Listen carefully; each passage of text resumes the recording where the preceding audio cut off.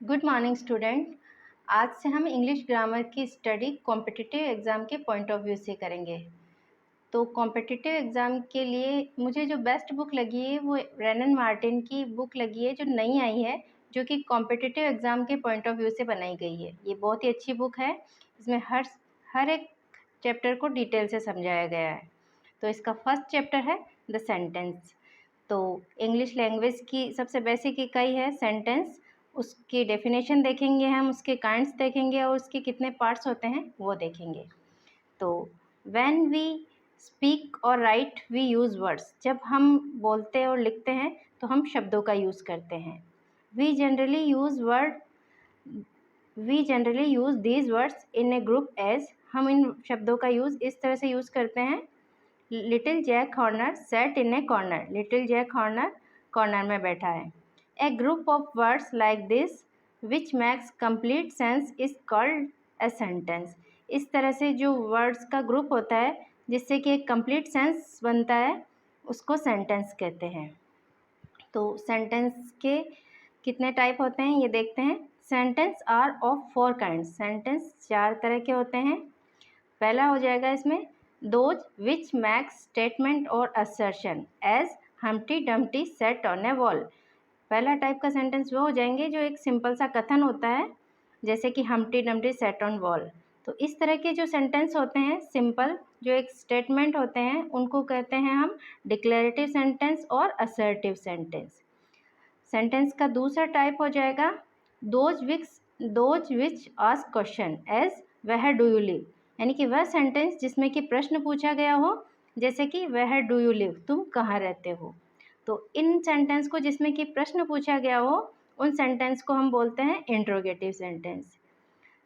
Sentence का तीसरा type हो जाएगा those which express command request और entities as be quiet have mercy upon us. तो वो वाले सेंटेंस जिसमें कमांड की गई हो, रिक्वेस्ट की गई हो, एंटिटीज यानी बैग करना या विनती करना हो, वो वाले सेंटेंस क्या कहलाते हैं? Imperative sentence. जैसे बी क्वाइट, तो ये इम्पेरेटिव सेंटेंस है। हैव मर्सी अपॉन अस, हम पर दया करो, ये भी इम्पेरेटिव सेंटेंस है। चौथे टाइप का सेंटेंस हो जाएगा those which express strong feeling. यानी कि वह सेंटेंस जिसमें कि किसी स्ट्रॉन्ग फीलिंग को शो किया गया हो, यानी कि वह सेंटेंस जो कि स्ट्रॉन्ग फीलिंग को एक्सप्रेस करते हो। जैसे how cold the night is, यानी कि कितनी ठंडी रात है। इसमें पीछे एक्सक्लेमेटरी मार्क लगा हुआ है। उसी तरह से व्हाट ए शेम। तो ये दोनों जो सेंटेंस है इनको कहेंगे हम एक्सक्लेमेटरी सेंटेंस। तो अब इन चारों टाइप के सेंटेंस की डेफिनेशन और अच्छे से देख लेते हैं। तो इसका पहला वाला सेंटेंस का टाइप हो जाएगा, उसकी डेफिनेशन ये हो जाएगी a sentence that makes a statement और assertion is called a declarative और असर्टिव सेंटेंस। यानी कि वह सेंटेंस जो एक सिंपल सा कथन होता है उनको डिक्लेरेटिव और असर्टिव सेंटेंस कहते हैं। इसका एग्जाम्पल हमने पहले देखा ही है। दूसरा टाइप का sentence A sentence that ask question is called an interrogative sentence. यानी कि सेंटेंस जिसमें क्वेश्चन पूछा गया हो वो है इंट्रोगेटिव सेंटेंस कहलाता है। अब तीसरा वाला सेंटेंस हो जाएगा a sentence that express a command और an entity is called imperative sentence. यानी वह सेंटेंस जिसमें कि कोई कमांड या रिक्वेस्ट शो होती हो, एक्सप्रेस होती हो, उसको हम इम्पेरेटिव सेंटेंस बोलते हैं। और चौथा टाइप का सेंटेंस है ए sentence that express strong feeling. वह सेंटेंस जो कि स्ट्रॉन्ग फीलिंग एक्सप्रेस करता है वह कहलाता है एक्सक्लेमेटरी सेंटेंस, यानी विस्मयबोधक सेंटेंस। तो अब हम सेंटेंस के कितने पार्ट होते हैं उसको समझ लेते हैं। तो हमारा चैप्टर 2 है सब्जेक्ट एंड प्रेडिकेट। सब्जेक्ट और predicate. When we make a sentence, जब हम सेंटेंस बनाते हैं तो फर्स्ट पार्ट में हम वी नेम सम पर्सन और थिंग। तो हम कुछ व्यक्तियों का नाम बताते हैं या चीज़ों का नाम बताते हैं। और उसके दूसरे पार्ट में से समथिंग अबाउट दैट पर्सन और थिंग। सेंटेंस का जो दूसरा पार्ट होता है उसमें हम उस व्यक्ति या चीज़ के बारे में कुछ बातचीत करते हैं। तो in other words we must have a subject to speak about. यानी कि दूसरे शब्दों में हमारे को एक सेंटेंस में एक सब्जेक्ट होना चाहिए जिसके बारे में हम बात करते हैं, एंड वी मस्ट से और predicate something about that subject, और सब्जेक्ट के बारे में हम कोई ना कोई पूरी बात करते हैं, तब जाके एक सेंटेंस बनता है। तो hence every sentence has two part. इस तरह से हर सब्जेक्ट के टू पार्ट्स होते हैं। पहले पार्ट में the part which name the person और thing we are speaking about, यानी कि पहले पार्ट में उस व्यक्ति का नाम हो सकता है या किसी चीज़ का नाम हो सकता है, नाम या सर्वनाम भी हो सकता है, जिसके बारे में हम बात कर रहे हैं। तो this is called the subject of the sentence. यह सब्जेक्ट कहलाता है सेंटेंस का। और दूसरा पार्ट होता है the part which tells something about the subject. दूसरा पार्ट वो होता है जिसमें कि सब्जेक्ट के बारे में कुछ बात कही हुई हो। This is called the predicate और द सेंटेंस। तो ये जो दूसरा पार्ट होता है जिसमें सब्जेक्ट के बारे में कुछ बात की गई हो, वो प्रेडिकेट कहलाता है सब्जेक्ट का।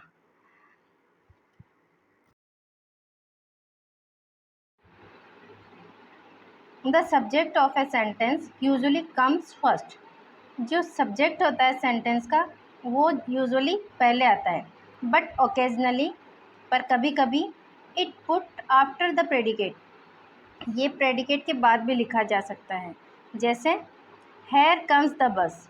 तो हेयर कम्स ये क्या है? प्रेडिकेट है, और द बस ये सब्जेक्ट है।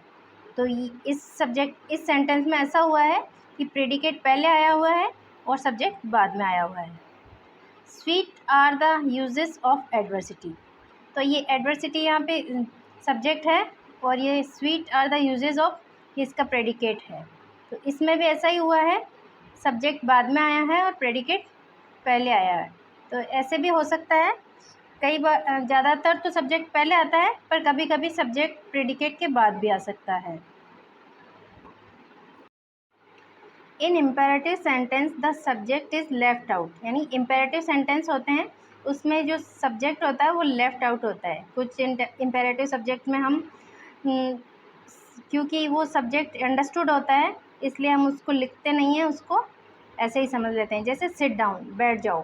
तो इसमें ये जो सब्जेक्ट है यू, ये अंडरस्टूड है इसलिए यहाँ पे नहीं लिखा हुआ है। ऐसे नहीं लिखेंगे यू सिट डाउन और सीधा ही सिट डाउन बैठ यानी कि सिट डाउन बोल देंगे। दूसरा है ये थैंक हिम, यानी कि उसको थैंक करो। तो इसमें भी ये यू सब्जेक्ट है, ये अंडरस्टूड है, तो यू थैंक हिम ऐसे नहीं बोल के और हम सीधा ही बोल देते हैं थैंक हिम। तो यहाँ पे भी ये सब्जेक्ट हिडन है, छुपा हुआ है। अब हम कुछ एक्सरसाइज कर लेते हैं। In the following sentence separate the subject and predicate. In sentence में हमको सब्जेक्ट और प्रेडिकेट को सेपरेट करना है। तो द क्रैकल ऑफ गीज सेव्ड रोम। इसमें सब्जेक्ट क्या है? इसमें सब्जेक्ट ये पूरा फ्रेज है, द क्रैकल ऑफ गीज, और सेव्ड रोम ये इसका प्रेडिकेट है। The boy stood on the burning deck. इसमें द बॉय सब्जेक्ट है और stood on the burning deck ये इसका प्रेडिकेट है। Tubal Cain was a man of might.